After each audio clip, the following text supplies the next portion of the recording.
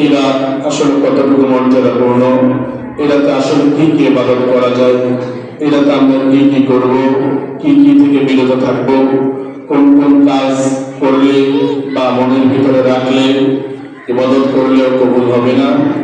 সংক্ষিপ্ত আকারে অল্প কিছু সময়ে আমরা কিছু আলোকপাত করার চেষ্টা করবো ইনশাআল্লাহ। সম্মানিত প্রিয় মুসলিম, প্রথমে আমরা জেনেছিলাম আল্লাহ তাআলা এই রজনীতে অধিকাংশ মানুষদেরকে সাধারণভাবে তিনি ক্ষমা করেন।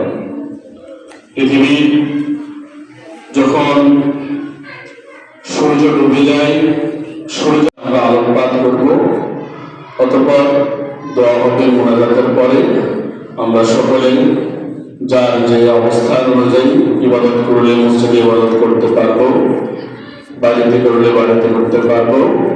ইবাদতের ধরনগুলো আমরা আজকে একটু জানবো।